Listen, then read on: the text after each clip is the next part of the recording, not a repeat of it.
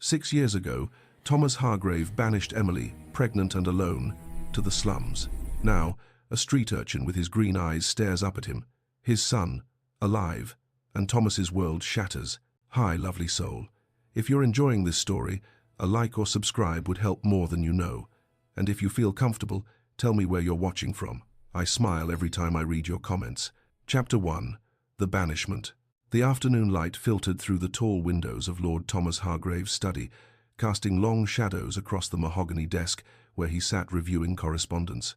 Outside, London hummed with the sounds of carriages and street vendors, but within these walls, everything was ordered, controlled, perfect. Thomas picked up the latest letter from Lord Blackwood, reading it for the third time that day. The railway investment opportunity was extraordinary, a chance to secure not just his financial future, but to cement his position among London's most influential men. Blackwood's words were carefully chosen.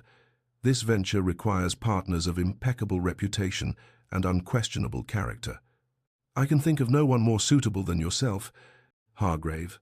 Impeccable reputation. The words seemed to glow on the page. A soft knock interrupted his thoughts.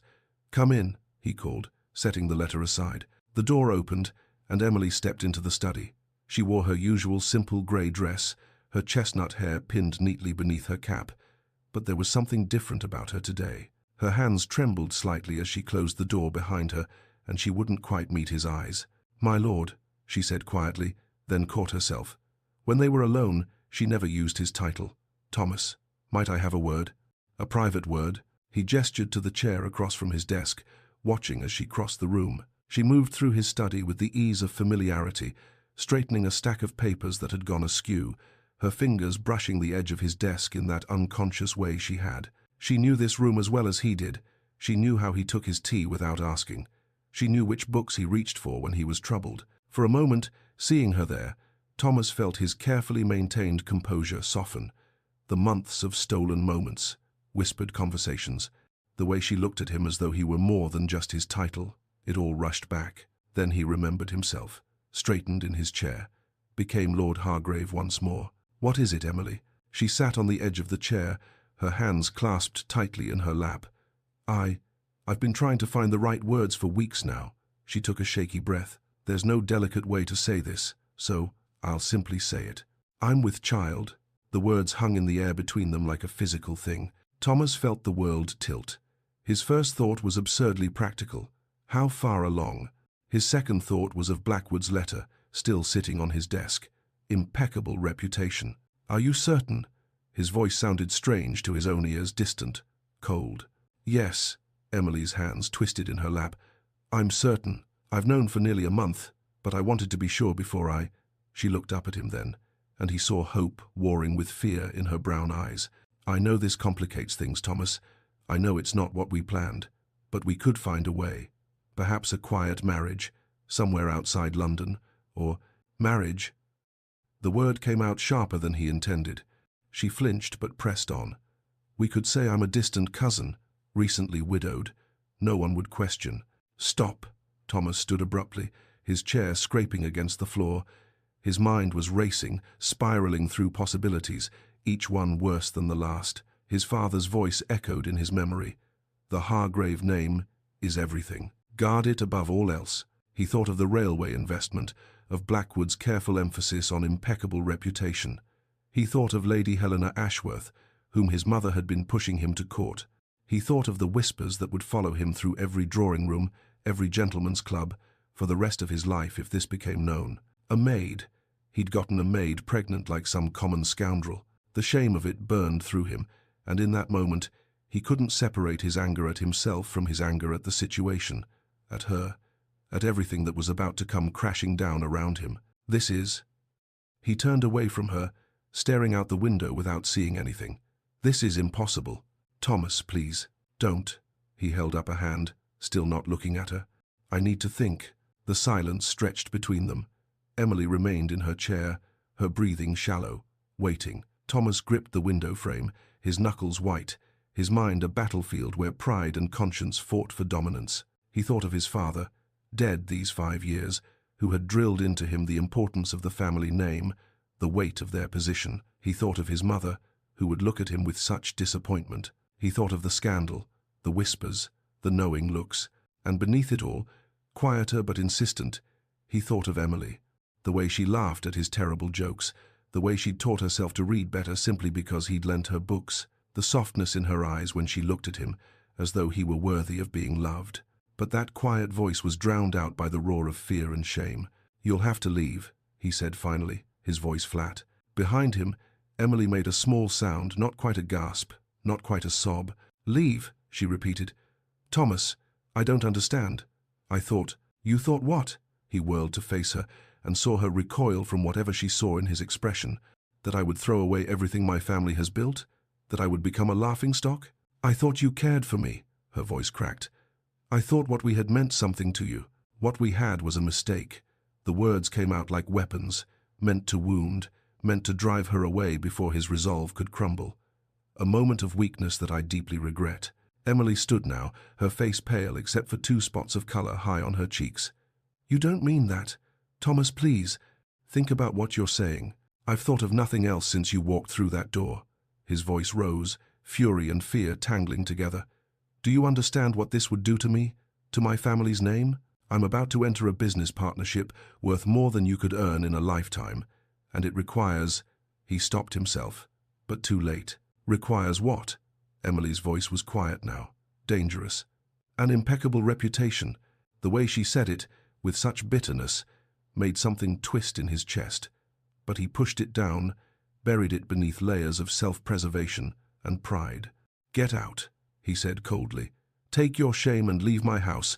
I'll provide a sum enough to see you through, but I never want to see you again. Do you understand? Never. I loved you." The words were barely a whisper. "I thought you loved me." Thomas said nothing. He couldn't. If he spoke now, if he acknowledged the truth in her words, everything would fall apart. So he remained silent and watched as understanding slowly dawned in her eyes. "I see." Emily's voice was hollow now, all the hope drained from it. "I was such a fool. Emily, don't." She held up a shaking hand. "Don't say my name. Don't pretend there's any kindness left in you." She moved toward the door, her movement stiff, mechanical. "I'll be gone within the hour." "Wait." Thomas reached into his desk drawer, pulled out a small leather purse.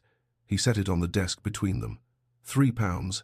It's all I can spare without raising questions." Emily stared at the purse as though it were a serpent. £3, she repeated flatly. "For 6 years of service. For—" she pressed a hand to her stomach. "For your child. Take it or leave it." For a moment, he thought she would leave it, would walk out with nothing just to spite him. But survival instinct won out. She snatched up the purse, and the look she gave him was pure contempt. "I hope it was worth it," she said. "Your precious reputation, your business ventures. I hope they keep you warm at night, Lord Hargrave." She wrenched open the door and nearly collided with Mrs. Pemberton, the housekeeper, who had clearly been hovering in the hallway. The older woman took one look at Emily's face, then at Thomas, and her expression hardened into something cold and condemning. "Mrs. Pemberton," Thomas said, forcing authority into his voice. "Miss Shaw is leaving our employment. Please see that she collects her things and is escorted from the premises. My lord." Mrs. Pemberton's tone was perfectly correct, perfectly proper, and utterly disgusted. She placed a gentle hand on Emily's shoulder. "Come along, dear. Let's get you sorted." Emily allowed herself to be led away, but at the threshold she turned back one last time. "I'll tell your child you died," she said. "It will be kinder than the truth." Then she was gone, and Thomas was alone. He stood frozen in the middle of his study, listening to the fading sound of footsteps in the hallway. After a moment, he moved to his desk on unsteady legs and sank into his chair. His hand trembled as he reached for the brandy decanter, poured himself a generous measure. The liquor burned going down, but it did nothing to fill the sudden hollow feeling in his chest. Blackwood's letter still lay on his desk, those words glowing with promise. Impeccable reputation, unquestionable character. He'd preserved his future. He'd protected the Hargrave name. He'd made the only sensible choice. So why did he feel as though he'd just destroyed something infinitely precious? Thomas drained his glass and poured another, staring at the door through which Emily had disappeared. The afternoon light was fading now, shadows lengthening across the floor, and in the growing darkness he could almost pretend the hollowness in his chest meant nothing at all. Almost. Chapter 2. Survival's Price. The boarding house on Copper Street smelled of boiled cabbage, unwashed bodies, and despair. Emily stood in the narrow hallway, her carpet bag clutched in one hand, £3 weighing heavy in her pocket, Thomas's parting gift, his final insult. The landlady, a wizened woman with suspicious eyes, had quoted her 6p a week for a bed in a shared room. 6 weeks of shelter, then. 6 weeks to find work, to figure out how to survive in a world that had no place for a pregnant woman, with no husband and no references. "Well?" the landlady demanded. "You taking it or not? I've got 3 other girls wanting that bed." Emily forced herself to nod. "I'll take it." The room she was shown to held 4 narrow beds crammed so close together there was barely space to walk between them. The walls were thin enough that she could hear a baby wailing in the next room, and beneath that, a man's angry voice, slurred with drink. The window was cracked, stuffed with rags that did little to keep out the November cold. This was her world now. Emily set her carpet bag on the bed that would be hers and sat down carefully. The mattress was thin, lumpy, and smelled of mildew. Through the wall, the argument next door was escalating, punctuated by the sound of something breaking. The baby's cries grew more frantic. She wrapped her arms around herself, suddenly and violently cold in a way that had nothing to do with the temperature. How did I get here? But she knew. She knew exactly how. 14 years old, standing in the kitchen of Hargrave House for the first time. Everything had seemed so grand, so impossibly clean and orderly. Her mother had gripped her shoulders, looked her straight in the eye. "Keep your head down and your virtue intact, Emily. That's how you survive in a great house. The moment you forget that, you're lost." Emily had nodded solemnly, not fully understanding. She'd been so young, so naive, so certain that hard work and good behavior would be enough. She hadn't counted on green eyes and a kind smile, hadn't counted on stolen moments in the library, on whispered conversations that made her feel seen, truly seen, for the first time in her life. Hadn't counted on love, or what she'd mistaken for it. A door slammed somewhere below, jolting Emily back to the present. One of her roommates had returned a girl who looked barely older than Emily herself, her face hard, despite her youth. "New, are you?" the girl asked, not unkindly. "First rule, keep your valuables on your person. Second rule, don't ask questions. Third rule, mind your own business and expect everyone else to mind theirs." "Thank you," Emily managed. The girl shrugged and threw herself onto her own bed, asleep within minutes despite the noise surrounding them. Emily lay down fully clothed, pulling the thin blanket up to her chin. The cold seeped through the walls, through the floorboards, into her very bones. In the next room, the baby had finally quieted, but now she could hear a woman coughing, deep and rattling. She pressed her hand against her stomach, still flat, still showing no sign of the life growing within. "I'll find a way," she whispered into the darkness. "I promise you, I'll find a way." The next 3 days were a lesson in humiliation. Emily tried the big houses first, the ones that might need a scullery maid or a laundress, but without references, without anyone to vouch for her character, the housekeepers turned her away before she could even finish explaining. One took in her neat appearance, her proper speech, and narrowed her eyes suspiciously. "What's a girl like you doing without references?" she demanded. "What did you do to get dismissed?" Emily had no answer that wouldn't make things worse. She tried the factories next, the textile mills that were always looking for workers. But the foreman took one look at her, really looked, and she saw recognition dawn in his eyes. He could tell, somehow, perhaps something in the way she carried herself, or perhaps he'd simply seen too many desperate women to be fooled. "Can't use you," he said flatly. "Come back after the baby," as though it were that simple. By the 4th day, Emily's £3 had dwindled to £2.08. The boarding house took its weekly due. Food, cheap as she tried to keep it, still cost money. And winter was coming, proper winter, the kind that killed people in the slums. She was standing outside a bakery, breathing in the warm scent of bread she couldn't afford, when a voice spoke behind her. "You're new to Copper Street." Emily turned to find a woman watching her, perhaps 50 years old, with iron-grey hair and a face lined by hard years but not unkind. She wore a simple dress and apron, both worn but scrupulously clean, and carried a basket of laundry. "I am," Emily admitted warily, remembering her roommate's advice about minding her own business. "Thought so. I know all the regulars." The woman studied her with shrewd eyes. "You're in trouble." It wasn't a question. Emily's hand moved instinctively to her stomach, and the woman's expression shifted not to judgment, but to something like recognition. How far along? There seemed little point in lying. 3 months, perhaps, maybe 4. And the father? Gone. The word came out bitter. He's dead to me. The woman nodded slowly, as though this confirmed something she'd already suspected. I'm Mrs. Dawson. I run a laundry service from my rooms 2 doors down from the boarding house. It's hard work, and the pay is barely enough to keep body and soul together, but it's work. And I don't ask questions. Emily felt something loosen in her chest. Hope, dangerous and fragile. I'm a hard worker. I can sew. Can you keep up with piecework? Mending, mostly. Some sewing. My eyes aren't what they were, and I've more work than I can handle. Yes, I can do that. Mrs. Dawson shifted her basket to her other hip. Come round tomorrow morning, early. We'll see how you manage. But I'll tell you now, girl, this won't be easy. The work is endless, and the pay is barely enough. You'll ruin your hands and strain your eyes, and at the end of it, you'll still be poor. But I'll survive, Emily said quietly. My baby will survive. Something flickered in Mrs. Dawson's eyes, pain, old and deep. Yes, she said, you'll survive. I'll make certain of it.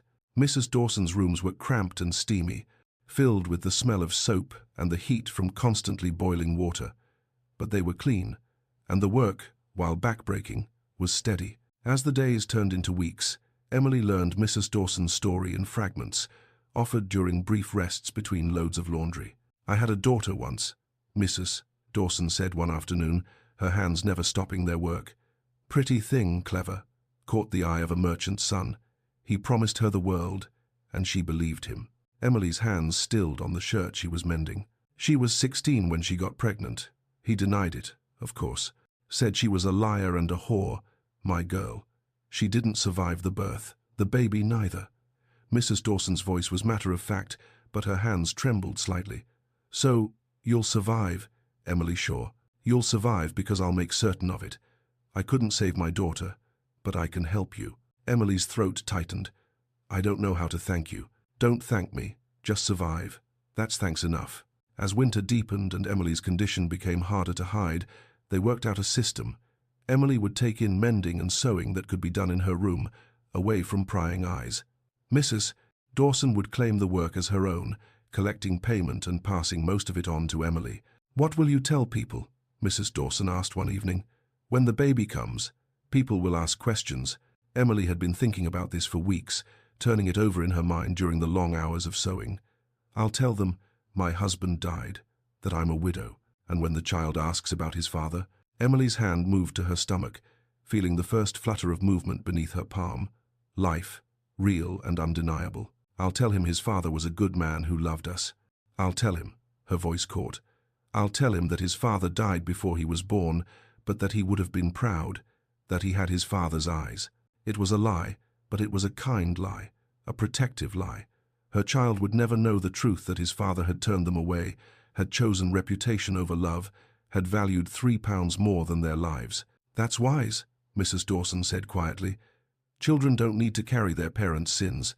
Late that night, long after Mrs. Dawson had gone to bed, Emily sat by candlelight in her corner of the shared room, mending a gentleman's shirt. Her fingers moved automatically, the stitches small and even despite the dim light. Her roommates snored around her, and outside, the slums settled into their restless nighttime rhythm. She paused in her work, pressing one hand to her stomach. The baby moved beneath her palm, stronger now, more insistent. Real. You are wanted, Emily whispered into the darkness. Whatever else happens, whatever hardships we face, you need to know that. You are wanted. You are loved. She bent back to her work, her eyes stinging with tears she refused to shed. Thomas Hargrave had made his choice. He'd chosen his pristine reputation, his business ventures, his comfortable life. But she would make a different choice. Every day, every stitch, every coin earned, it was all a choice. To survive, to persevere, to love this child enough for 2 parents. The candle flickered, casting dancing shadows on the wall. Emily's hands never stopped moving. That will be enough, she told her unborn child. It has to be enough. And in the cold, cramped room that smelled of poverty and desperation, Emily Shaw chose to believe it. Chapter 3. The Cost of Choices. Year 1. 1875. Thomas. The leather chairs at White's were deep and comfortable. The brandy was excellent, and Lord Blackwood was in an expansive mood. Around them, gentlemen conducted business in hushed tones, the air thick with cigar smoke and the quiet rustle of newspapers. "To our partnership," Blackwood said, raising his glass. "The railway expansion will make us both very wealthy men, Hargrave." Thomas touched his glass to Blackwood's, managing what he hoped was an appropriate smile. "I'm honored by your confidence. Well deserved, I assure you." Blackwood leaned back, studying Thomas over the rim of his glass. "I hear you dismissed some of your household staff recently. Spring cleaning?" Thomas's hand tightened on his glass. "Simply streamlining the household. More efficient this way." "Quite right. Can't be too careful about who one keeps in employment." Blackwood's tone was casual, but his eyes were sharp. "One bad apple and all that. Reputation is everything in our line of work." "Indeed." Thomas took a long drink, forcing himself to maintain eye contact. The conversation moved on to safer topics: investments, politics, the upcoming season. Thomas participated mechanically, saying the right things at the right moments, but his mind was elsewhere. When he finally returned home that evening, the townhouse felt cavernous. His footsteps echoed in the hallway as he made his way to his study, past the servants' quarters where Emily had once lived. He paused outside the door, the one that had been hers. Mrs. Pemberton had been dismissed shortly after Emily left. She'd made her disapproval too clear to ignore. The new housekeeper, Mrs. Thornton, was older, efficient, and mercifully incurious. She occupied these rooms now, and everything was proper, orderly, exactly as it should be. So why did the house feel like a tomb? Thomas continued to his study, poured himself another brandy, and tried not to think about where Emily might be. He'd made inquiries, discreet ones, shortly after she'd left. His man of business had reported that she'd taken a room in the East End, but Thomas had stopped him before he could say more. What would be the point of knowing? The thing was done. His reputation was intact, his business prospects excellent. He'd made the only sensible choice. He repeated this to himself like a prayer, but the hollow feeling in his chest remained. Emily. The pain was worse than anything Emily had imagined. "That's it, girl. Breathe through it," Mrs. Dawson urged, pressing a cool cloth to Emily's forehead. "You're doing well." Emily wanted to laugh at that or scream. She was lying on a narrow bed in a cramped room, biting down on a leather strap to keep from crying out and disturbing the other tenants. This wasn't well. This was survival at its most brutal. "I can see the head," Mrs. Dawson said. "One more push, Emily. One more." Emily bore down with the last of her strength, and suddenly the pressure released. A moment of terrifying silence, then a cry, thin and reedy, but unmistakably alive. "A boy," Mrs. Dawson announced, her voice thick with emotion. "You have a son." She placed the baby on Emily's chest, still attached by the cord, and Emily looked down at him through tears. He was red-faced and angry, his tiny fists waving, and when he opened his eyes, green. Unmistakably, devastatingly green. Thomas's eyes stared up at her from her son's face. Emily's heart broke and mended in the same instant. This child was both a reminder of everything she'd lost and a promise of everything she'd gained. He was hers. Completely, utterly hers. "Hello," she whispered, touching his impossibly small hand, his fingers wrapped around hers with surprising strength. "Hello, James." She'd chosen the name weeks ago. James, steady, solid, nothing like the aristocratic Thomas. Her son would be James Shaw, and he would grow up knowing he was wanted. "Your father was a good man," Emily told him, the lie coming easily now that she'd practiced it so many times in her mind. "He died before you were born, but he loved us. He had green eyes, just like yours. You have his eyes." James made a small sound, nuzzling against her, and Emily held him closer. Let him have Thomas's eyes. Let him have that much. But everything else, his character, his values, his heart, those would be hers to shape. Mrs. Dawson moved quietly around the room, cleaning up, giving them this moment. When she finally spoke, her voice was gentle. "You'll be a good mother, Emily Shaw. That boy is lucky to have you." Emily pressed her lips to James's forehead, breathing in his impossibly sweet scent. "I'll make sure he knows he's loved. That will be enough." Year 3, 1877. Thomas. Lady Helena Ashworth was everything a gentleman could want in a wife. Beautiful, accomplished, well-connected, with a dowry substantial enough to be respectable, but not so large as to be vulgar. She played the pianoforte beautifully, spoke French fluently, and had exactly the right opinions on every social matter. Thomas had been courting her for 3 months, and everyone agreed they were an ideal match. The garden party at the Ashworth estate was the perfect setting for a proposal. The weather was fine, the roses were in bloom, and Lady Helena had maneuvered him away from the main gathering with a skill that suggested she knew what was coming. "It's lovely here, don't you think?" she said, her hand light on his arm. "So peaceful." "Very lovely," Thomas agreed automatically. They walked in silence for a moment, following a path that led to a secluded bench overlooking the garden. This was the moment. Thomas reached into his pocket, feeling the small box he'd placed there that morning. Then he saw them. At the far end of the garden, near the servants' entrance, a woman stood with a small boy, perhaps 3 years old. She was adjusting his cap, laughing at something he'd said. The boy reached up to touch her face, and she caught his hand and kissed it. The tenderness of the gesture struck Thomas like a physical blow. His child would be 3 years old now. Perhaps a girl with Emily's soft brown eyes, or a boy with Lord Hargrave? Thomas realized he'd stopped walking. Lady Helena was looking at him with concern, and his hand had gone slack on her arm. "Are you quite well? You've gone pale." Thomas's throat felt tight. "Forgive me. I'm not feeling well. Perhaps something I ate." The concern in Lady Helena's eyes shifted to something else, disappointment, perhaps, or suspicion. She was no fool. She'd certainly noticed that while he'd been an attentive suitor, he'd never been an ardent one. "Of course," she said, her tone cooling slightly. "Shall I call for your carriage? I think it best if I return to London. I have some business matters that require attention." It was a transparent excuse, and they both knew it. But Lady Helena was too well-bred to call him on it. She simply inclined her head and allowed him to escort her back to the house. Thomas left within the hour. By the time he reached his country estate, the sun was setting, and he was alone with his thoughts, a state he'd been avoiding for 3 years. That night, he learned that Lady Helena had accepted an offer from Lord Pemberton. The news came with knowing looks and whispered speculation about the peculiar Lord Hargrave, who seemed strangely reluctant to settle down. Let them whisper. What did it matter? Emily. Mr. Davies was a kind man.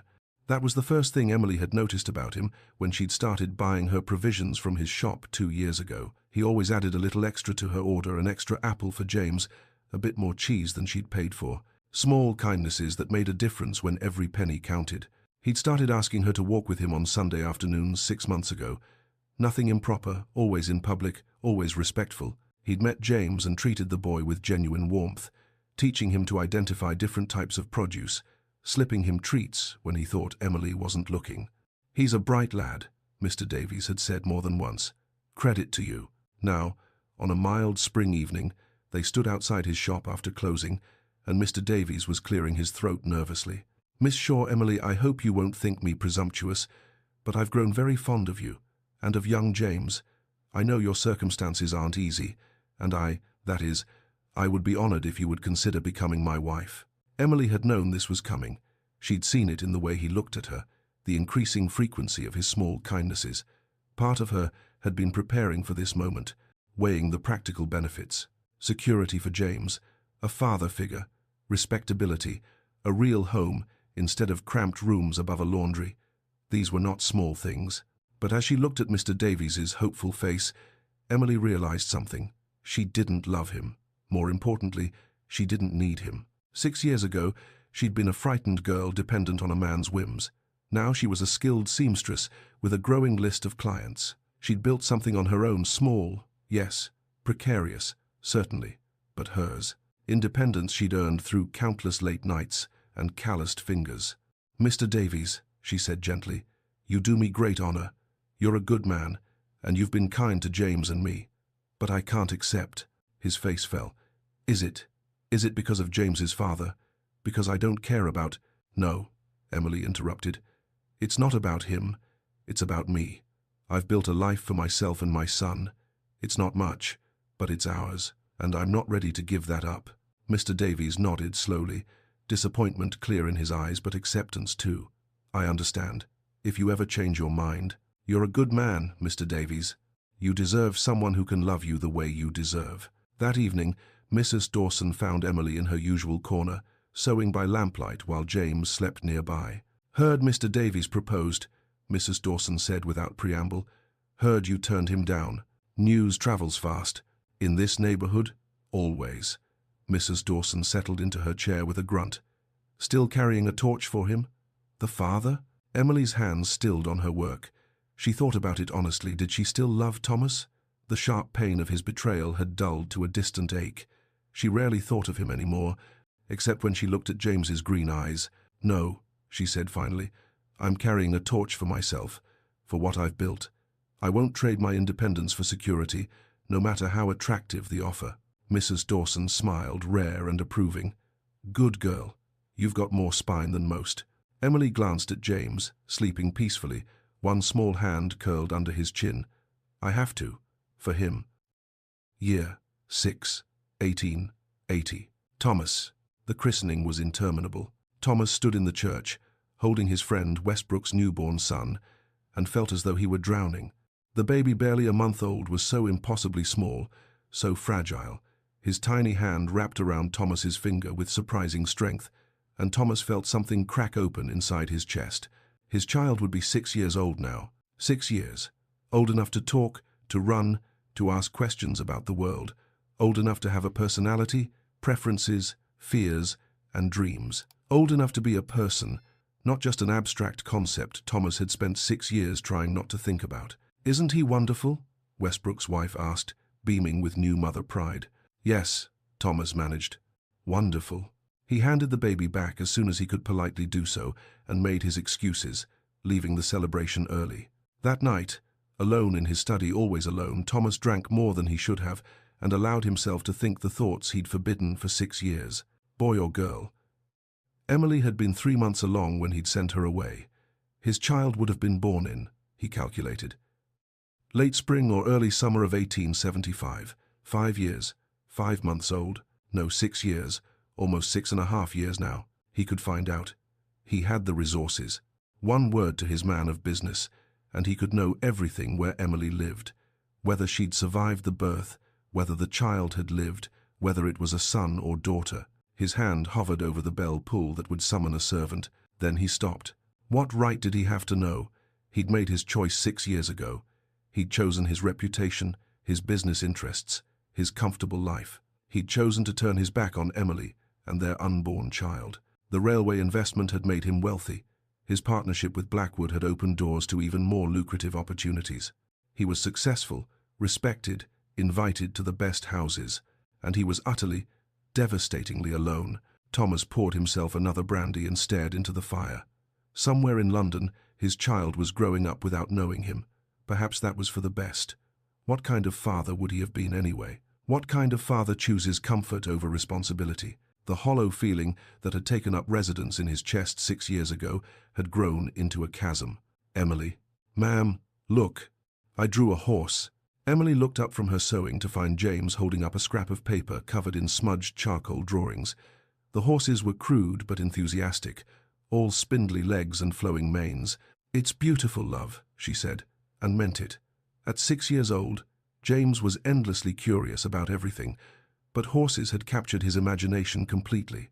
He drew them constantly, talked about them incessantly, and stopped to stare at every horse and carriage that passed.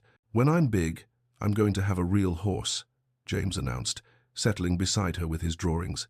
"A big black one, like the one that pulled the fine carriage yesterday." "That's a wonderful dream," Emily said, smoothing his unruly brown hair. She'd been teaching him to read using old newspapers Mrs. Dawson collected. James had taken to it immediately, his quick mind soaking up words and sounds with ease that delighted Emily and occasionally unnerved her. He was so bright, so hungry for knowledge.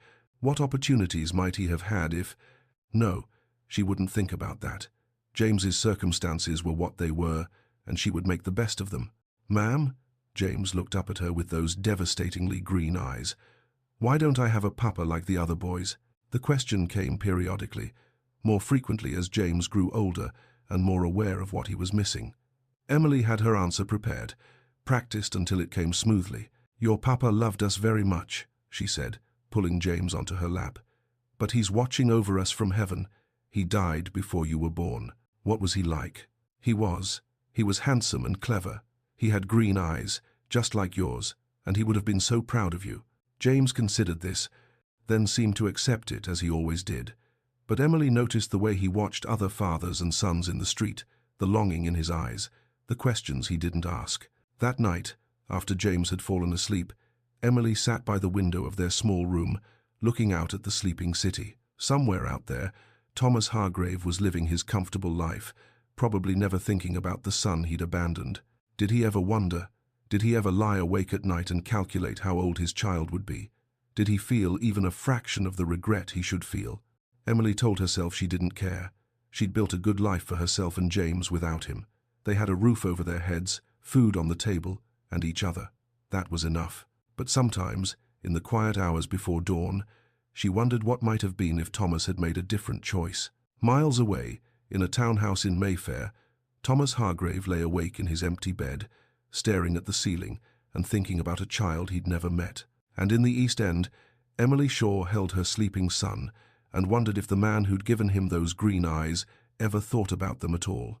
They were separated by miles and by choices made long ago, but bound together by the child sleeping peacefully, dreaming of horses and a father he'd never known. Chapter 4. Eyes like mirrors.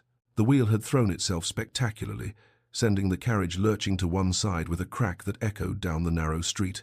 Thomas's driver had sworn quietly, but Thomas had heard it, and now they were stranded in a part of London Thomas rarely saw, and certainly never visited on foot.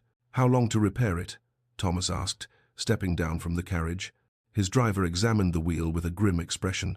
"An hour at least, my lord. Maybe 2. There's a wheelwright 3 streets over, but I'll need to fetch him." Thomas looked around at the unfamiliar landscape. They were near the docks, having just concluded a meeting about shipping investments. The business meeting had been in a respectable establishment, but the carriage had carried them deeper into the East End before the wheel gave way. "Go," Thomas said. "I'll wait here." "My lord, perhaps you should wait in the carriage." "I'll be fine. Go." The driver hurried off, leaving Thomas standing on a corner that felt like another world entirely. The street pulsed with life, raucous, chaotic, overwhelming. Street vendors called out their wares, in voices hoarse from constant use. Children darted between adults, playing games Thomas couldn't identify. The smell was overpowering. Unwashed bodies, rotting vegetables, horse manure, and beneath it all, the sharp tang of the river. Thomas felt profoundly disconnected from it all, as though he were watching through glass. This was London too, he knew intellectually, but it bore no resemblance to the London he inhabited. His London was clean streets and quiet parlours, measured words and proper manners. This London was raw survival. He was contemplating finding a tavern to wait in when the commotion started. "Thief! Stop him! Little rat stole from my father's shop." A boy burst through the crowd, clutching a loaf of bread to his chest. He was small, perhaps 6 or 7, with wild brown hair and ragged clothes that had been patched so many times they were more patch than original fabric. But he moved with the confidence of someone who knew these streets intimately, ducking and weaving through the crowd with practiced ease. Behind him, an older boy, perhaps 14, gave chase, red-faced and furious. Thomas watched with detached curiosity as the smaller boy dodged around a fruit cart, slipped between 2 arguing men, and made a sharp turn that would have lost his pursuer if not for... The collision happened so fast Thomas had no time to brace himself. The boy ran directly into his legs with enough force to bounce backward, landing hard on the cobblestones. The bread went flying.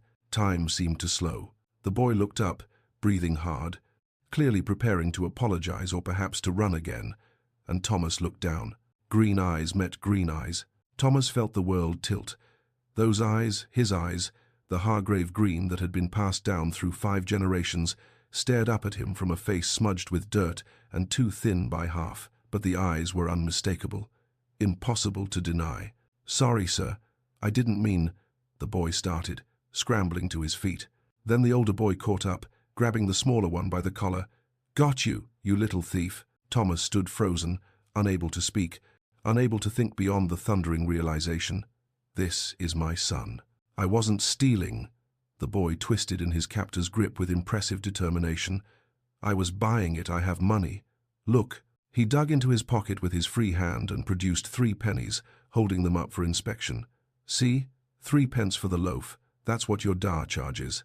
I was going to pay, but you started chasing me before I could. The older boy hesitated, looking at the coins, then at Thomas, who was still staring in dumbstruck silence. Perhaps seeing a gentleman watching made him uncertain of his position. He still ran, the older boy said, but with less conviction. Because you were chasing me. The smaller boy wrenched himself free with a final twist and quickly scooped up the fallen bread, brushing it off. I didn't do nothing wrong. The older boy, clearly unsure what to do with a gentleman as witness, muttered something under his breath and stalked off. The smaller boy straightened his ragged jacket with an odd sort of dignity, a gesture so familiar it made Thomas's chest ache. He'd seen his father make that exact movement 100 times, adjusting his coat after a difficult conversation, reclaiming composure through ritual. Thank you for standing there, sir, the boy said, clutching his bread. Sometimes that's enough. People don't like causing trouble when there's a gentleman watching. Thomas opened his mouth, but no words came out. What could he possibly say? The boy tilted his head, studying Thomas with unsettling intensity. His gaze lingered on Thomas's face, and something shifted in his expression, curiosity perhaps, or recognition of some kind. You have green eyes like mine, the boy said suddenly. Ma'am says my papa had green eyes. She says I have his eyes exactly. The words hit Thomas like a physical blow. He tried to speak, tried to ask the boy's name, tried to say anything, but his throat had closed completely. The boy waited a moment, as though expecting a response. When none came, he shrugged with the easy acceptance of a child used to adults being strange. I have to get home before Ma'am worries, he said. Thank you again, sir. And then he was gone, darting into the crowd with the same practiced ease he'd shown before, disappearing into the churning mass of humanity as though he'd never been there at all. Thomas stood frozen in the middle of the street, staring at the space where the boy had vanished. Around him, life continued, vendors calling, children playing, the city moving in its endless rhythm. But Thomas couldn't move, couldn't breathe, couldn't think beyond the single, shattering realization. My son. That was my son. 6 years old, ragged and too thin, clutching 3 pennies and a loaf of bread like treasures, running through the streets, chased and accused, with no one to protect him, with Thomas's eyes in his face and Thomas's gesture in his movements, and absolutely no idea who Thomas was. Ma'am says my papa had green eyes, so Emily had told him, had given their son the truth in that small detail at least. Had she told him Thomas was dead? She must have. What else would she say? That his father had abandoned them both? That he'd valued reputation over their lives? My lord? Thomas turned to find his driver approaching with the wheelwright in tow. How long had he been standing here? Minutes? Hours? Time had lost all meaning. Are you quite well, my lord? You look unwell. Thomas's voice came out rough, unfamiliar. I'm fine. See to the wheel. But he wasn't fine. As they worked on the carriage, Thomas remained rooted to his spot, scanning the crowd desperately for another glimpse of brown hair and green eyes. The boy didn't reappear. The ride back to Mayfair passed in a blur. Thomas was dimly aware of the driver speaking to him, asking questions he didn't hear and couldn't answer. His mind was full of green eyes and 3 pennies, and a small, proud voice saying, I wasn't stealing. His son, alive and real, and running through the streets like any other slum child. His son, who thought his father was dead. His son, who'd stood there talking to him and hadn't known. By the time the carriage reached his townhouse, Thomas's hands were shaking. He climbed down mechanically, ignoring his driver's concerned questions, and walked inside on unsteady legs. In his study, he poured himself brandy with trembling hands and collapsed into his chair. The amber liquid sloshed over the rim of the glass, but he didn't notice. For 6 years, Thomas had managed not to know. He'd kept his son abstract, theoretical, a choice he'd made that he didn't allow himself to examine too closely. He'd refused to find out if Emily had survived, if the child had lived, if it was a boy or a girl. He'd built walls around that part of his past and pretended it didn't exist. But now he knew. Now he'd seen. Green eyes in a thin face, his father's gesture in a child's movements, 3 pennies clutched like a fortune, the odd dignity of a boy who'd done nothing wrong defending himself to an accuser. You have green eyes like mine. Thomas set down his glass before he dropped it. His whole body was shaking now, trembling with the weight of what he'd seen, what he'd done, what he'd lost. Somewhere in the slums of London, His son was going home to Emily with a loaf of bread, and neither of them knew that Thomas had finally seen what he'd been running from for 6 years. The carefully constructed denial that had allowed Thomas to live with himself shattered completely, leaving him sitting alone in his comfortable study, surrounded by the trappings of success that suddenly meant nothing at all. My son, Thomas thought, and the hollowness in his chest became a chasm that threatened to swallow him whole. Chapter 5. Watching from the shadows. Thomas didn't sleep that night.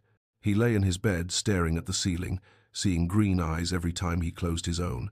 When dawn finally broke, he abandoned any pretense of rest and dressed quickly, his hands still unsteady. He had to know. He had to see them again. By mid-morning, Thomas found himself back in the East End, standing on the corner where his carriage had broken down the day before. In the daylight, the streets looked different, less threatening perhaps, but no less foreign. He felt conspicuous in his fine coat and polished boots, but no one paid him much attention. Gentlemen occasionally ventured into these areas on business, after all. Thomas approached a street vendor selling roasted chestnuts, an older man who seemed to have a permanent station on the corner. "Excuse me," Thomas said, keeping his voice casual. "Yesterday there was a boy here, brown hair, about 6 years old. He ran into me. Do you know him?" The vendor squinted up at Thomas, assessing. "Might do. Why are you asking?" Thomas had prepared for this. "He dropped something. I'd like to return it." The lie came surprisingly easily. The vendor's expression softened slightly. "Sharp lad. That one. Lives with his mam above the laundry on Copper Street." He pointed down a narrow lane.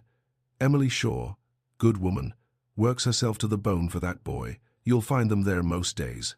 Thomas's heart stopped at hearing her name spoken aloud. Emily Shaw. She'd kept her maiden name then. Or perhaps she'd taken a false married name to avoid scandal and then simply stopped using it. Either way, she was alive.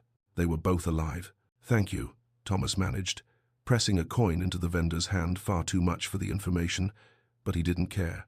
"You're generous?" "Sir," the vendor said, pocketing the coin with a knowing look. "But if you're thinking what I think you're thinking, tread careful. Miss Shaw's had enough troubles without—" "I mean them no harm," Thomas interrupted. "I simply wish to return what was lost." Another lie.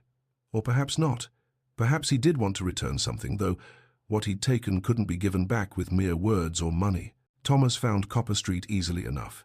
It was narrow and shabby, the buildings leaning toward each other as though for support.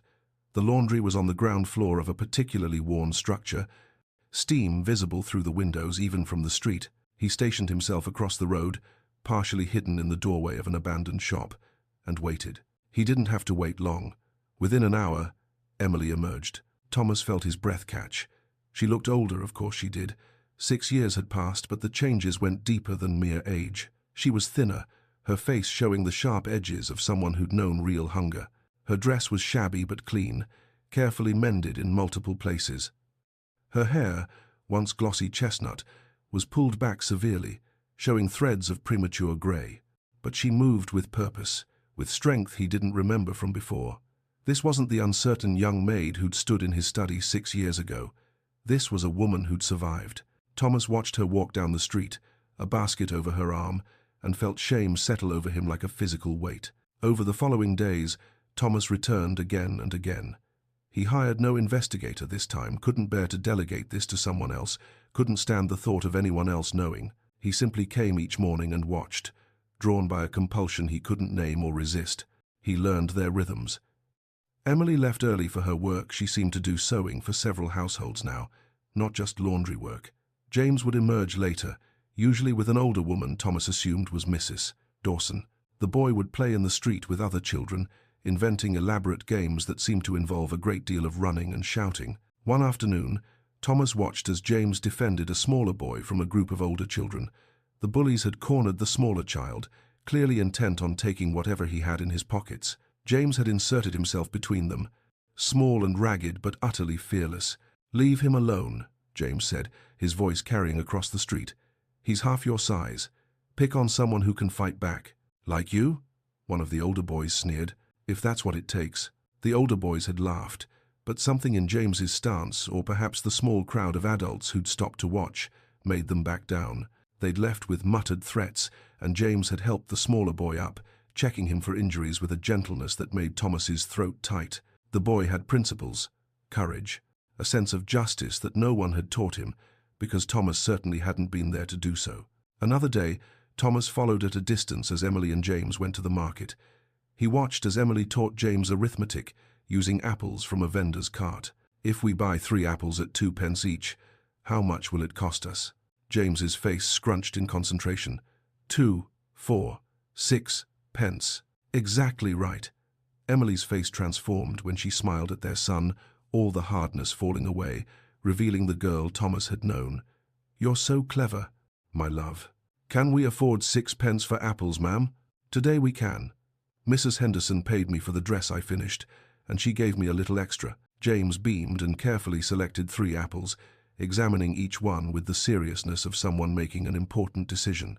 Thomas watched them walk away together, Emily's hand on James's shoulder, the boy chattering about something that made Emily laugh. They were poor, desperately so, by the standards Thomas knew, but they weren't defeated.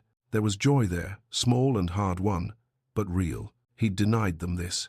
He could have given them comfort, security, a life where Emily didn't have to choose between apples and other necessities, where James didn't have to defend smaller children because no one else would, where neither of them had to struggle simply to survive. The guilt was crushing, but Thomas couldn't stop watching, couldn't stop trying to see who his son was, who Emily had become, what their lives looked like without him.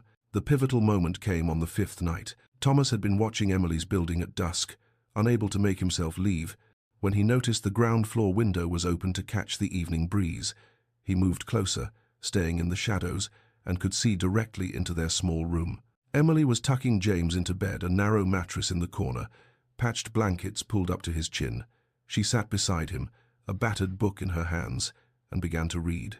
Thomas couldn't make out the words, but he could see James's face rapt, engaged, occasionally interrupting with questions. After she'd finished reading, James said something Thomas couldn't quite hear, but he saw Emily's expression shift, saw pain flash across her face before she smoothed it away. Her voice, when she answered, was steady and clear enough to carry through the open window.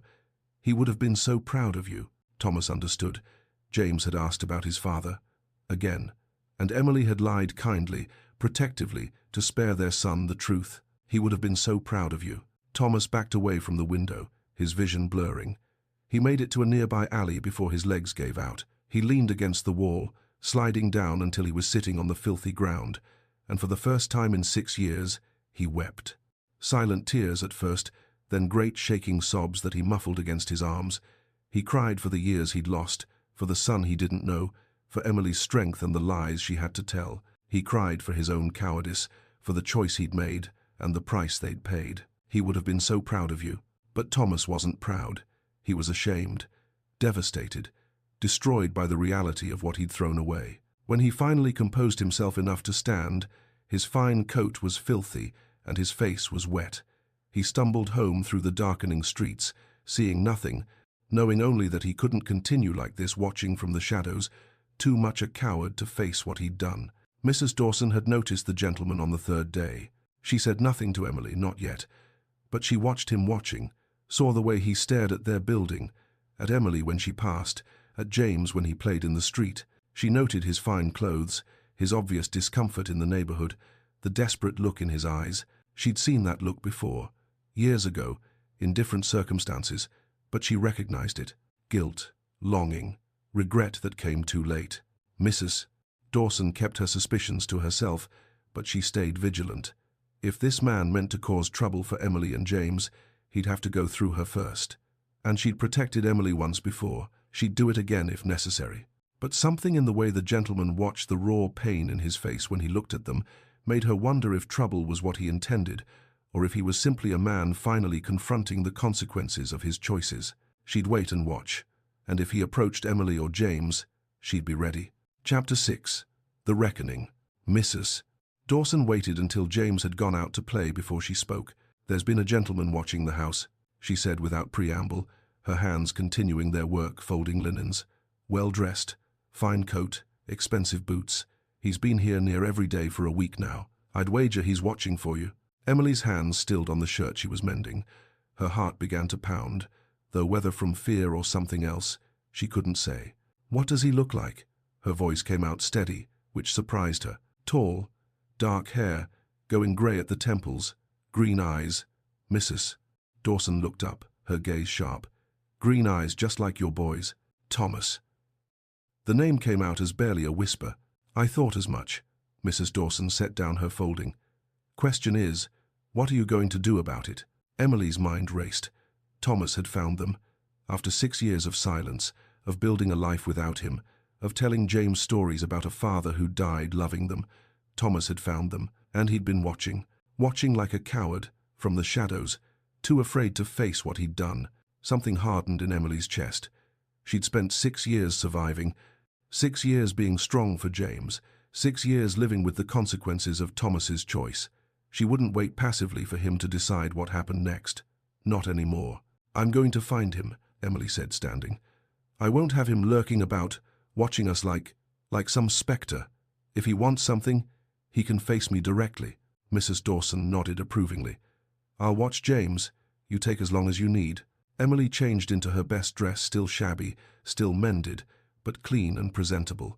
She pinned her hair carefully and looked at herself in the small mirror. 6 years had changed her. She wasn't the frightened girl who'd stood in Thomas's study, begging him to reconsider. She was a woman now, hardened by necessity, strengthened by survival. She was ready. Emily found him the next evening, exactly where Mrs. Dawson said he'd be, across the street from their building, standing in the shadow of a doorway as though he had any right to be there. She didn't hesitate. She marched across the street, her footsteps sharp on the cobblestones, and stopped directly in front of him. I know you've been watching us, she said, her voice cutting through the evening air. What do you want? Thomas startled, clearly caught off guard. In the fading light, Emily could see he looked terrible, haggard, hollow-eyed, as though he hadn't slept properly in days. Good, let him suffer even a fraction of what she'd endured. Emily, he stopped, seemed to struggle for words. I saw him, our son. I saw him and you what? Emily's voice was sharp as glass. Suddenly remembered we existed? It's been 6 years, Thomas. 6 years. I know it has, and He reached toward her, then stopped himself. Can we speak somewhere? Privately? No. The word came out flat, final. You don't get to come into my home. You gave up that right 6 years ago, when you threw us out of yours. Thomas flinched as though she'd struck him. Then perhaps we could walk? Please, Emily, I need to speak with you. Emily wanted to refuse, wanted to turn her back on him the way he'd turned his back on her, but she thought of James, of his endless questions about his father, and knew this conversation had to happen eventually. Fine, she said. We'll walk along the Thames, but make it quick. I have work to finish tonight. They walked in tense silence through the darkening streets until they reached the embankment. The river stretched out before them, dark and sluggish, reflecting the last rays of sunset. Other people walked nearby, couples, workers heading home, but none close enough to overhear. Thomas spoke first, his voice hesitant and raw. When I saw him, when I looked into his eyes and saw... He stopped, swallowed hard. I can't stop thinking about him, about you, about what I did. What you did, Emily repeated, her voice cold. Let me tell you about what you did, Thomas, since you seem to need reminding. Do you know what the first winter was like? I was pregnant, alone, terrified. I had £3 to my name, your generous parting gift. I slept in a room with 4 other women, and I could hear rats in the walls at night. I was so cold I thought I might not survive until morning. Emily, I'm not finished. Her voice rose, 6 years of pain and anger finally finding release. I worked until my hands bled. I went hungry, so I could save money for when the baby came. I gave birth on a narrow bed with only one person to help me, biting down on leather so I wouldn't scream and disturb the other tenants. And every single day, every single moment of suffering, I thought about you in your comfortable townhouse, living your comfortable life, having chosen your reputation over us. I'm sorry. Thomas's voice broke. I know those words aren't enough. You're right, they're not. Emily turned to face him fully, and in the dim light, she saw tears on his face. She felt nothing. You want to know about your son. His name is James. He's 6 years old, and he's asked about you every single day of his life. Every day, Thomas. And every day, I've had to invent a story about a father who loved him but died before he was born. I made you a hero in his eyes, so he wouldn't have to know the truth that his father was a coward who couldn't stand the thought of scandal. I was a coward. Thomas's facade was crumbling now, tears flowing freely. I was terrified of scandal, of disappointing my family, of losing everything I thought mattered. But none of it, his voice caught. None of those reasons justify what I did to you. To him, to us. Emily felt something shift inside her chest. Not forgiveness, not yet, perhaps not ever, but something. Recognition, maybe, that this broken man in front of her was genuinely suffering, that his regret, at least, was real. "Why are you here, Thomas?" she asked, quieter now. "After 6 years, why now? What do you want?" Thomas met her eyes, and the raw pain in them was almost too much to bear. "I want to know him. I want to provide for you both. I want to try to be what I should have been 6 years ago, a father to my son. And," he hesitated, "and whatever you'll allow me to be to you." "It's too late for us," Emily said flatly. "Whatever we had died 6 years ago in your study. I know that. But James," Thomas's voice broke again. "Please, Emily, let me try to be his father. Let me try to make amends for what I've done." Emily studied him for a long moment. Part of her wanted to refuse, to protect James from the possibility of abandonment, to keep their small, hard-won life safe from Thomas's disruption. But another part, the part that saw the longing in James's eyes when he watched other fathers and sons, knew that James deserved this chance. "James deserves to know his father," she said slowly. "But I won't let you hurt him. If you come into his life, you stay in his life. No more running when things become difficult. No more choosing reputation over responsibility." "I understand," Thomas said quickly. "I swear to you, Emily." "Do you?" Emily interrupted, her voice hard. "Do you truly understand? Can you look me in the eye and promise me that? Because if you abandon him again, Thomas, it will destroy him. He's a child. He won't understand that it's not his fault, that it's about your weakness and not his worth. And if you do that to him," her voice shook with suppressed fury, "if you do that to him, I will never forgive you. Not ever." Thomas stepped closer, close enough that she could see the desperation in his eyes. "I promise you, Emily, on whatever honor I have left, on anything you hold sacred, I will not abandon him again. I swear it." Emily searched his face, looking for any sign of doubt, any hint of the man who'd turned them away 6 years ago. What she saw instead was genuine anguish, deep regret, and something that looked almost like determination. She'd become good at reading people in the past 6 years. Survival had taught her to recognize sincerity from manipulation, truth from convenient lies, and despite everything, despite her anger and her pain, she believed him. "All right," she said finally, and saw relief flood Thomas's face. "Come to Sunday dinner, 6 o'clock. Don't be late, and don't bring anything expensive that will make us uncomfortable in our own home." "Thank you," Thomas whispered. "Thank you, Emily. Don't thank me yet. I have to tell James the truth first, that his father didn't die, that he's been away, but wants to know him now." She turned to leave, then paused. "And Thomas, he's going to have questions, hard questions. You'll answer them honestly, or this ends before it begins. Do you understand?" "Yes, I understand." Emily began walking back toward Copper Street, but she'd only gone a few steps when she stopped once more. Without turning around, she said quietly, "You should know he has your eyes, your quick mind, and thankfully, none of your pride. He's brave and kind and clever. He's a good boy, Thomas, better than either of us." She didn't wait for a response. She walked away, leaving Thomas standing alone by the river, and didn't let herself cry until she was back in her own room with the door firmly closed. Mrs. Dawson found her there an hour later, sitting on her bed with her face in her hands. "James is with the neighbor's children," Mrs. Dawson said gently, sitting beside her. "Tell me what happened." Emily told her everything, the confrontation, the conversation, the agreement she'd made. When she finished, Mrs. Dawson was quiet for a long moment. "Are you sure about this?" she finally asked. "It's a risk, letting him back into your lives."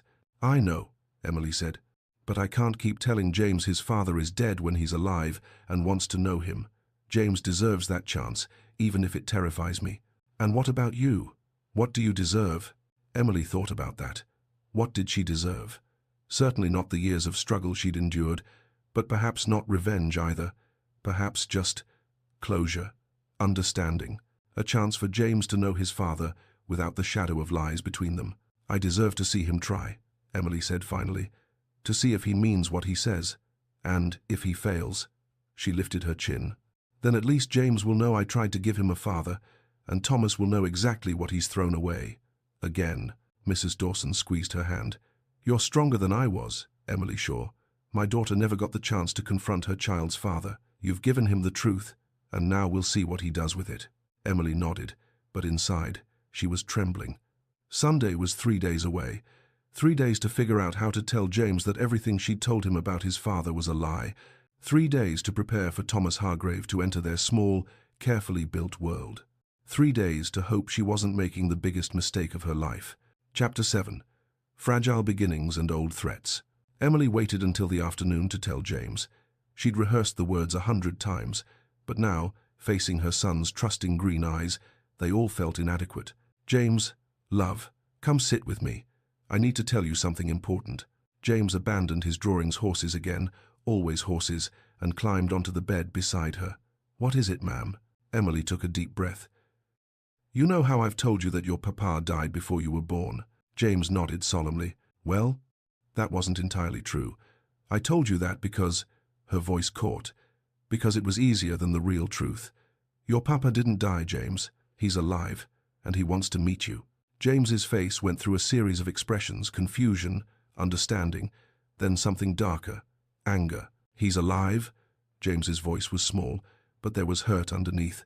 Why didn't he come before? Didn't he want me? Emily felt her heart crack.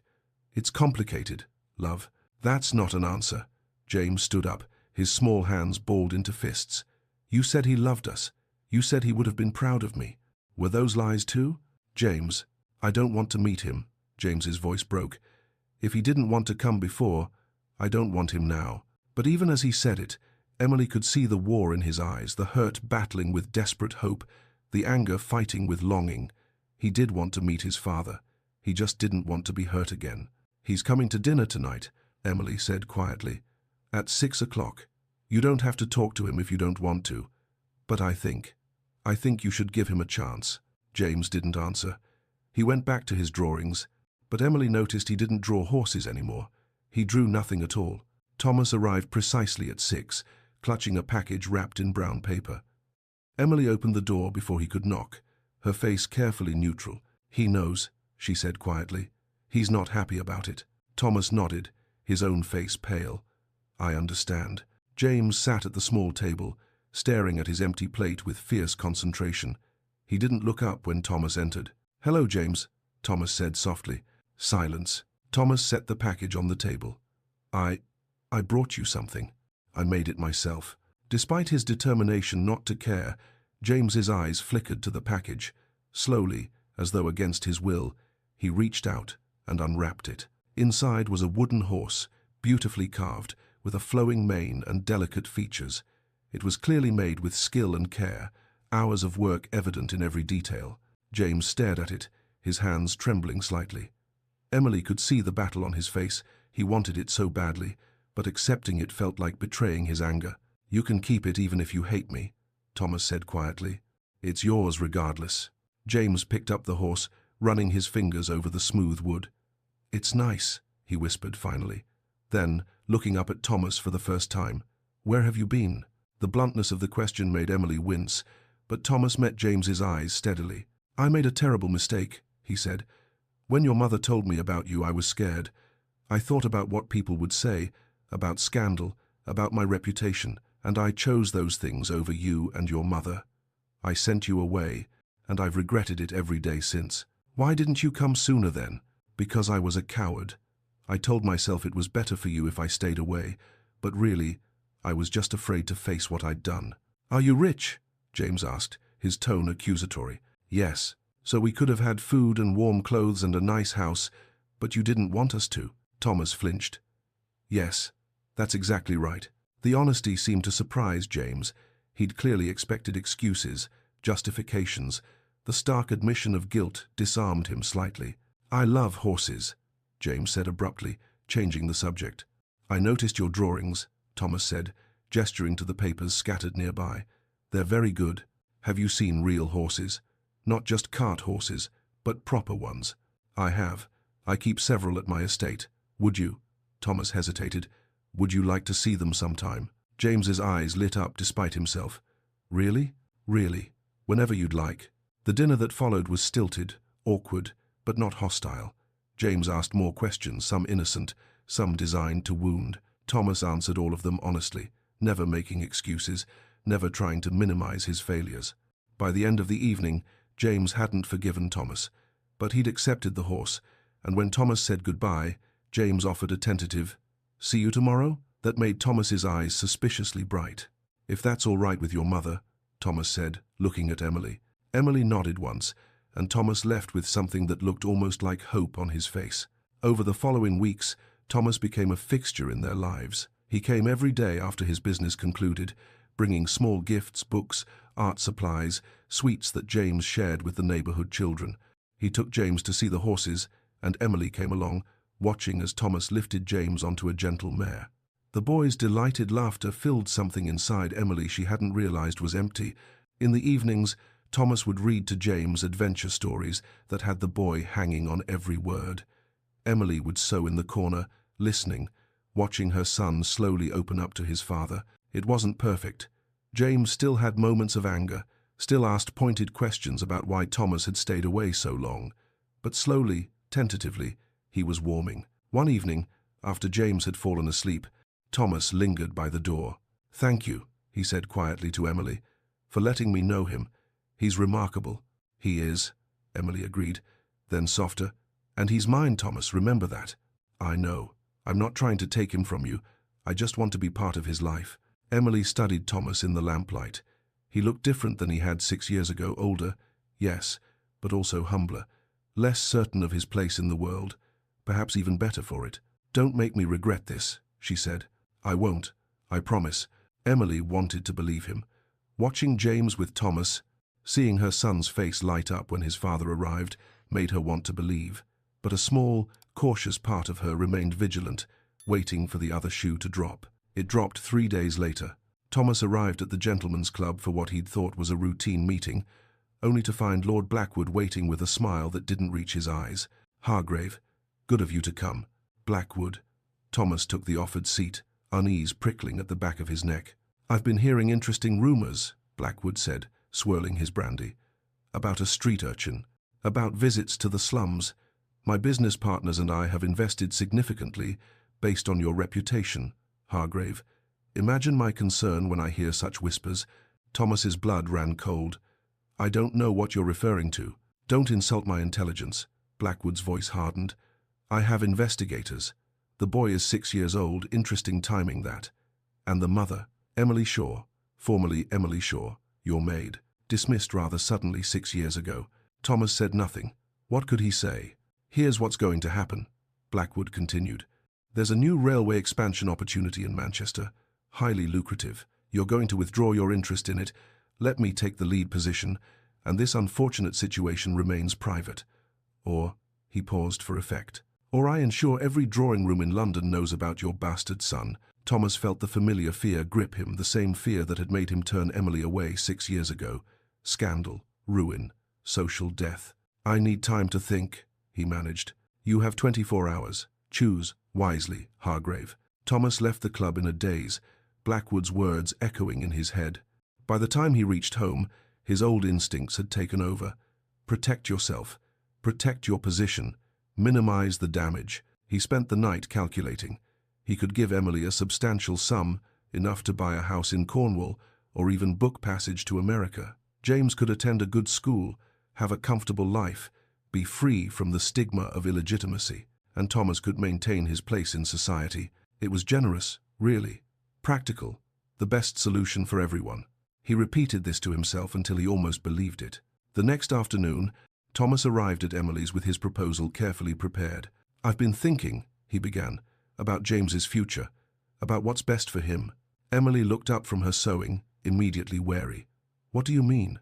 "I've secured a sum of money, substantial, enough for you to buy a house in the countryside, Cornwall perhaps, or even passage to America. James could attend a good school, have opportunities he'll never have here." Emily's hands stilled. Her face went very pale, then flushed with color. "What brought this on?" "I want to provide for you both." "What brought this on?" Each word was sharp as a knife. Thomas hesitated, and that hesitation told Emily everything she needed to know. Someone found out, she said flatly. Someone knows about us, and you're trying to make us disappear again. It's not like that. It's exactly like that. Emily stood, her voice rising. So, when it becomes difficult, you banish us again. When it threatens your precious reputation, we're disposable again. I'm trying to protect you both. From what? From scandal? From embarrassment? No, Thomas. Her voice shook with fury. You're trying to protect yourself. From the next room, James had gone very still, listening to every word. Emily, please, if you'd just listen. Get out. Her voice was deadly quiet now, which was somehow worse than the shouting. I was a fool to trust you. You haven't changed at all. Emily, you made me a promise. Now she was shouting, tears streaming down her face.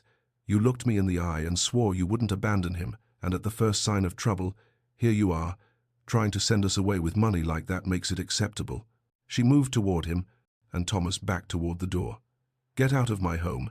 Get out and don't come back. Please, just let me explain. Emily physically pushed him, her hands against his chest, toward the door. Get out. Get out. Get out. Thomas stumbled into the hallway.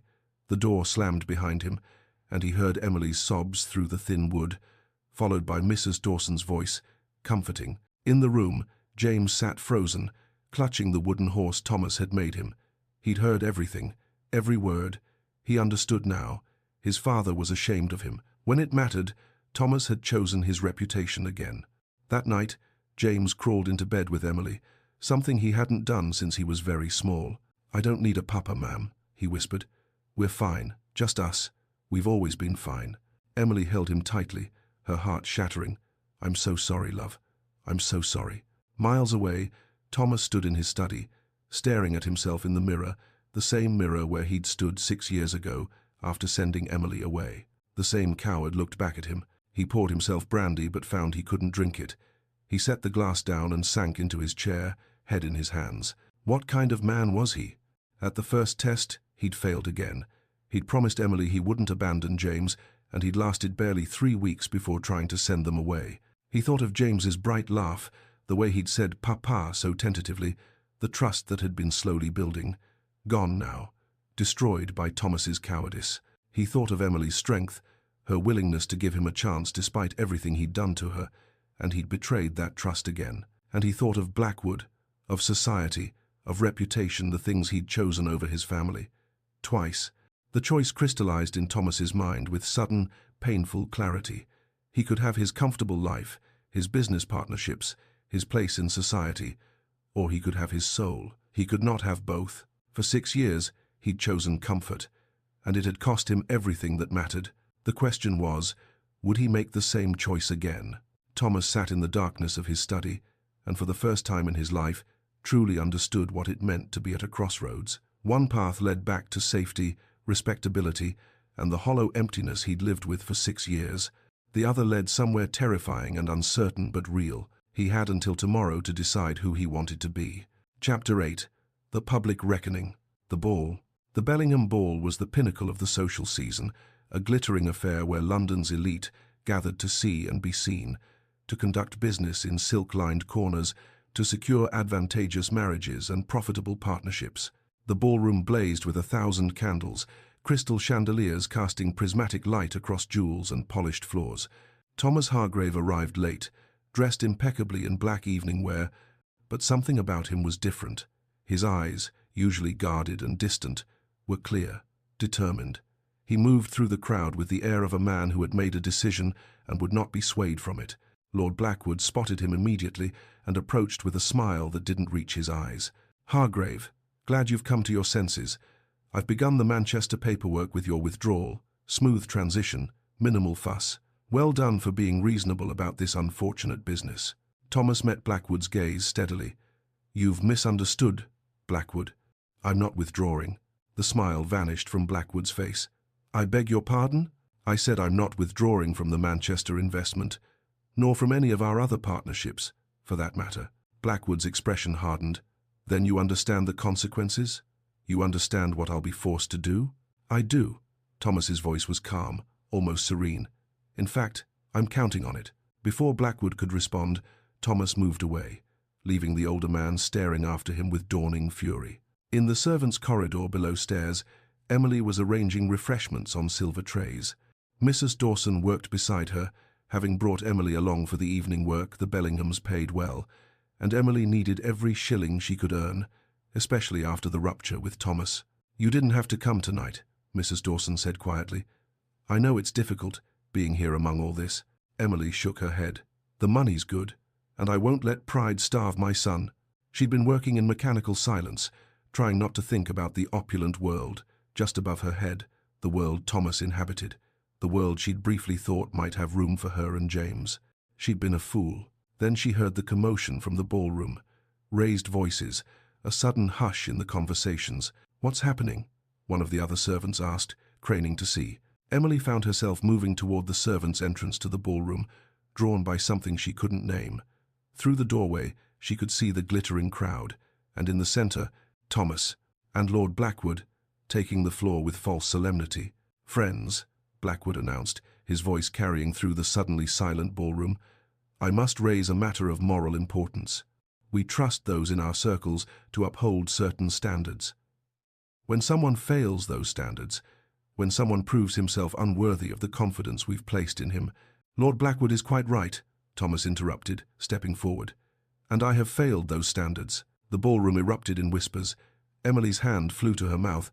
What was he doing? Thomas's voice cut through the murmurs, clear and steady. 6 years ago, I committed an act of profound cowardice. A young woman who trusted me, who worked in my household, told me she was carrying my child. And I turned her away. The whispers grew louder. Emily felt tears streaming down her face, but she couldn't look away. I gave her a pittance, £3, and banished her to the streets, because I was more concerned with reputation than with basic human decency. I chose my comfort over her survival. I chose my social position over my own child. The crowd was shocked into silence now, every eye fixed on Thomas. "My son's name is James," Thomas continued, his voice growing stronger. "He is 6 years old, bright, kind, and brave, everything I was not. His mother is Miss Emily Shaw, a woman of far greater character than I have ever possessed. She has raised our son in poverty while I lived in comfort. She has worked herself to exhaustion while I attended balls like this one. She has been both mother and father to a child I abandoned." Emily was sobbing now, her hand pressed to her mouth to muffle the sound. Mrs. Dawson had moved beside her, a steadying hand on her shoulder. "I do not seek your forgiveness or understanding," Thomas said, addressing the room at large. "I seek only to acknowledge them publicly and to make amends for the suffering I have caused. James is my heir. He will inherit my estate, my titles, and my name if he chooses to accept them. As for your business ventures, Lord Blackwood," he turned to face the older man directly, "I withdraw from all partnerships with you, not because you forced me to, but because I choose my son over profit. I choose my family over business." He turned back to the crowd, and Emily could see the emotion in his face, raw, unguarded, real. "Many of you are parents. You understand the love one feels for a child. I denied myself that love for 6 years out of pride and fear. I won't deny it any longer, regardless of the cost." The ballroom had erupted into chaos, shocked conversations, scandalized gasps, a few scattered murmurs that might have been approval. Blackwood's face was purple with rage. "You're a fool, Hargrave. You've destroyed yourself for a bastard and a—" "Finish that sentence," Thomas said, his voice dropping to something cold and dangerous, "and I will call you out. That woman is worth 100 of you, and that boy is my son. My son." The crowd didn't know how to react. Some faces showed disgust, others showed grudging respect. Most showed pure shock. The scandal would be talked about for years. Thomas walked through the crowd, which parted before him like water. He moved through the entrance hall, and then he stopped, turned.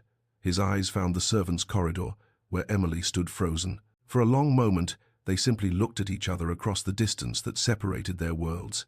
Thomas crossed to her, heedless of the watching eyes. "I don't expect you to forgive me," he said quietly, "but I needed you to know I chose you, both of you.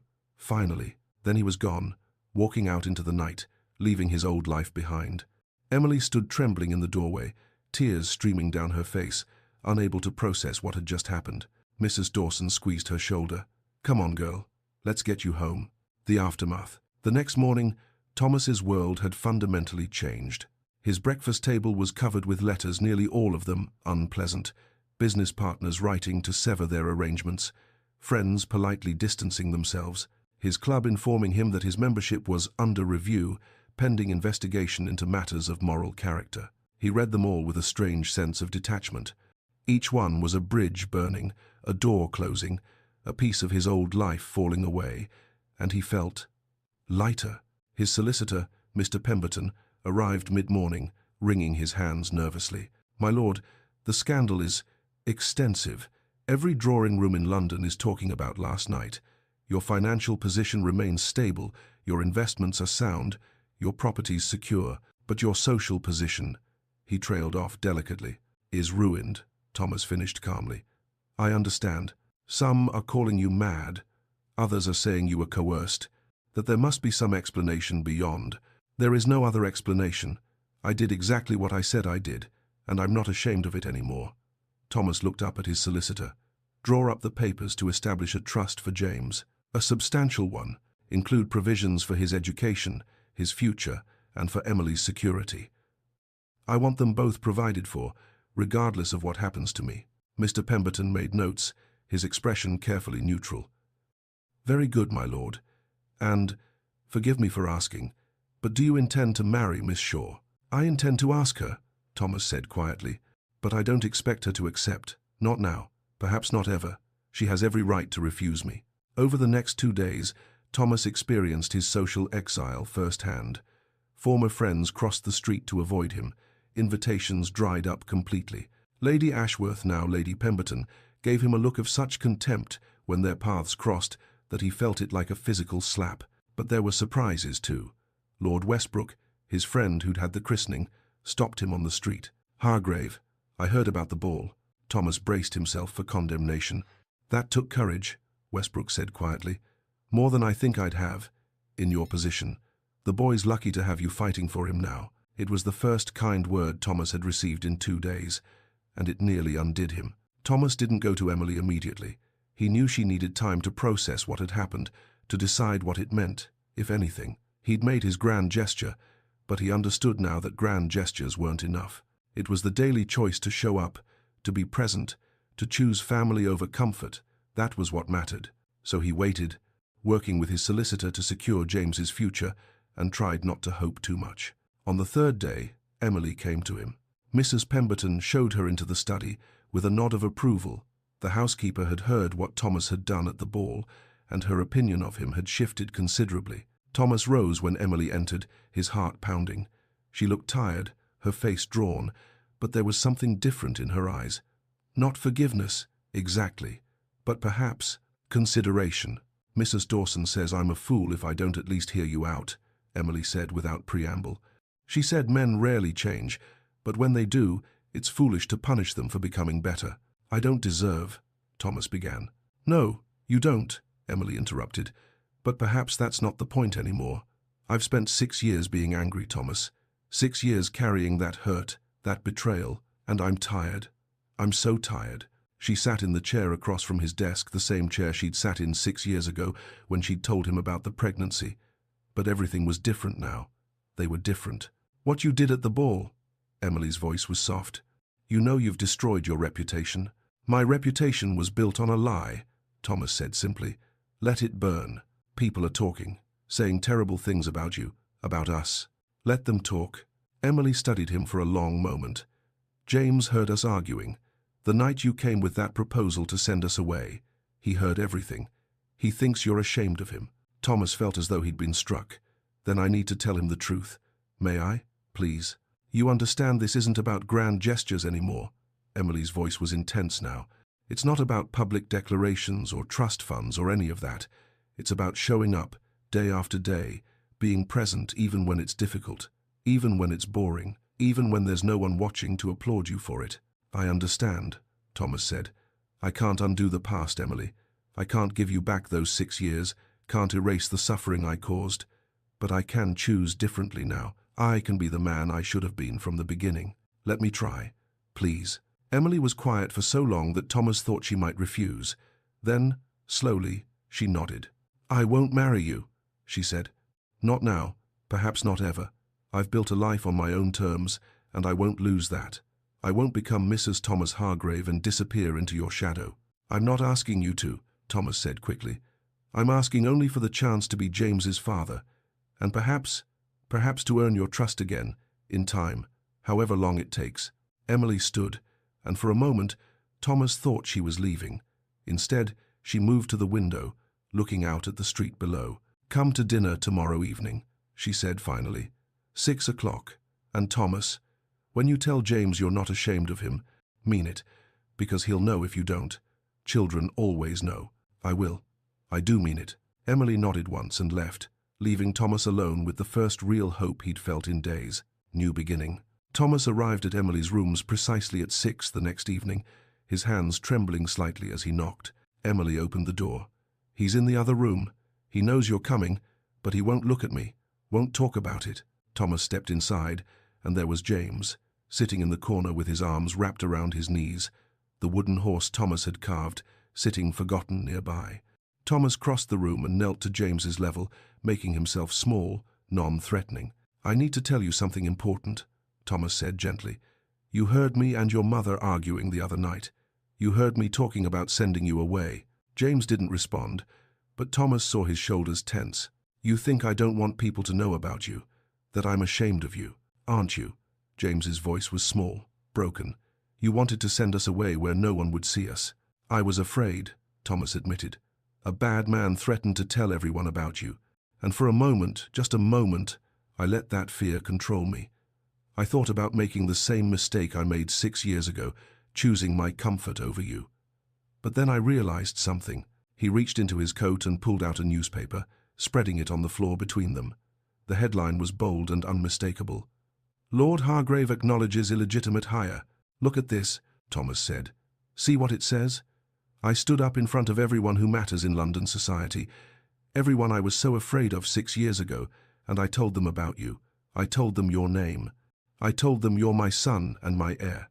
I told them because I'm proud of you, James. I'm proud you're my son. James picked up the newspaper with trembling hands, staring at the headline. You told everyone? Everyone. And they're angry with me now. They think I'm foolish. Some of them won't speak to me anymore. But I don't care, because nothing is worth losing you. Not money, not reputation, not anything. But why did you want to send us away then? James's voice was still uncertain, still hurt. Thomas took a deep breath. Because I was scared. And when I'm afraid, I sometimes make terrible choices. I did it 6 years ago when your mother told me about you, and I almost did it again the other night. But I'm not going to do it anymore. I'm going to make a different choice now. I'm going to choose you. Every single day, I'm going to choose you. James looked up at him with those devastating green eyes, Thomas's own eyes looking back at him. Promise? I promise. And this time, I'll keep my promise. I'll prove it to you, not with words but with actions. Every day, for as long as you'll let me. James was quiet for a long moment. Then, tentatively, can we still go see the horses? Thomas felt his eyes sting with tears. Whenever you want. Tomorrow, if you'd like. Okay. James's voice was small, but it was something, a beginning. 6 weeks passed. Thomas had moved Emily and James to a comfortable house in a respectable neighborhood. Not grand, not his townhouse in Mayfair, but something that could be theirs. A place where James could have his own room, where Emily could work without the constant noise and smell of the slums, where they could build something new together. Emily had resisted at first, wary of accepting too much, of losing her hard-won independence. But Thomas had been careful to put the house in her name, to make it clear this was hers, not a loan or a gift that came with strings attached. He visited every day. Sometimes he took James to the park or to see the horses. Other times they simply had dinner together, the 3 of them around a table, learning how to be a family. It wasn't easy. There were difficult conversations, moments of tension, old hurts that surfaced unexpectedly. But they were trying. All 3 of them were trying. One evening, after James had gone to bed, Emily and Thomas sat in the small parlor, tea growing cold between them. Do you think you could ever love me again? Thomas asked quietly. It was a question he'd been afraid to ask, but it had been weighing on him for weeks. Emily looked at him for a long moment. I don't know, she said honestly. I think I never stopped, which is perhaps the problem. But love isn't enough, Thomas. There has to be respect, partnership, equality. I won't be the grateful former maid whose lucky Lord Hargrave deigned to acknowledge her. I would never, Thomas started, then stopped. You're right, I understand. Then that's what I'll work toward. Respect, partnership, equality, for as long as it takes. It might take a very long time. I have time, all the time you need. Emily studied him, and something in her expression softened slightly. Ask me again in a year. I will, and the year after that, and the year after that, if necessary. Emily smiled, small but genuine. Good. The garden behind the house was modest but well kept, with enough space for James to run and play. Early autumn had arrived, painting the world in shades of gold and amber. Thomas arrived to find James racing around the garden, engaged in an elaborate game that seemed to involve sticks as horses and a great deal of running. The boy was talking a mile a minute, narrating his adventure to an audience of no one. Emily sat on a bench near the house, mending clothes in the fading light, watching James with a soft smile. "Papa!" James spotted Thomas and ran over, waving a piece of paper. "Papa, look what I drew." Thomas knelt to examine it, 3 stick figures holding hands, standing in front of a house. The detail was crude, but the meaning was clear. "This is wonderful," Thomas said, genuinely moved. "Is this us?" "It's our family," James explained proudly. "Mam said families look different for everyone. Some have a mam and a papa who live together, and some have a mam and a papa who live in different houses. Ours is just ours." Thomas looked up at Emily, who met his gaze. Her expression was complicated, still wary, still cautious, but with warmth underneath. They were getting there. Slowly, painfully, but they were getting there. "Papa, Mam, come help me," James called, already running back toward his game. "I'm building a fort and I need architects. That's people who design buildings," he added importantly. Emily rose, setting aside her sewing. She and Thomas walked toward their son together, not touching, but side by side, sharing the same space, the same purpose. "He forgives easily," Emily said quietly. "Children do." "And you?" Thomas asked, hardly daring to hope. "I'm working on it. Ask me again in a year." "I will. And the year after that, and the year after that." Emily glanced at him, the smallest smile playing at her lips. "Good." They reached James, who immediately put them to work, gathering sticks and leaves for his imaginary fort. The 3 of them knelt in the grass together, and for the first time in 6 years, they were together. A family. Not a perfect family, not a traditional family, but a real one forged through pain, tested by betrayal, built on second chances, and the daily choice to show up, to try, to love despite the hurt. Thomas watched Emily laugh at something James said, saw his son's joy as he explained his elaborate architectural plans, and thought, this is redemption. Not a moment, but a life lived differently. Not a grand gesture, but 1,000 small choices to be present, to be better, to choose love over comfort. The sun was setting, painting the garden in golden light. James's laughter filled the air. Emily's hand brushed Thomas's as they both reached for the same stick, and she didn't pull away immediately. It was enough. For now, it was enough. And tomorrow, Thomas would wake up and make the same choice again. And the day after that, and the day after that, for as long as it took, for the rest of his life. Because this messy, complicated, beautiful family was worth every sacrifice, worth more than reputation, more than comfort, more than anything else in the world. "Higher," James called, pointing to where he wanted them to stack the sticks. "The fort needs to be higher to keep out the dragons." "There are dragons now?" Emily asked, amused. "Of course there are dragons, ma'am. Every good fort has dragons to defend against." Thomas caught Emily's eye, and they shared a smile, tentative, fragile, but real. A beginning. In the golden light of early autumn, 3 people who'd been torn apart by pride and fear and cowardice were slowly, carefully, finding their way back to each other. Not perfect, not easy, but real. And that was enough. If this story of redemption, second chances, and the courage to choose love over pride touched your heart, I'd be so grateful if you'd take a moment to like this video and subscribe to Lyra's Romance Stories. Your support helps me bring more emotional historical romance tales to life. What did you think? Did Thomas deserve Emily's forgiveness? Could you relate to Emily's struggle between protecting her heart and giving James a chance to know his father? Share your thoughts in the comments below. I read every single one, and I love hearing your perspectives on these complex emotional journeys. If you enjoyed James's story and want more tales of Victorian romance, betrayal, and hard-won redemption, click the bell icon so you never miss a new story. And if you know someone who loves deeply emotional historical romances about flawed characters finding their way back to each other, please share this video with them. Stories like this remind us that it's never too late to choose differently, to be brave enough to face our mistakes, and to fight for the people we love. Thank you so much for spending this time with Thomas, Emily, and James. Their journey may have ended, but more stories of love, loss, and second chances await. Until next time, may your own story be filled with courage, forgiveness, and love that endures.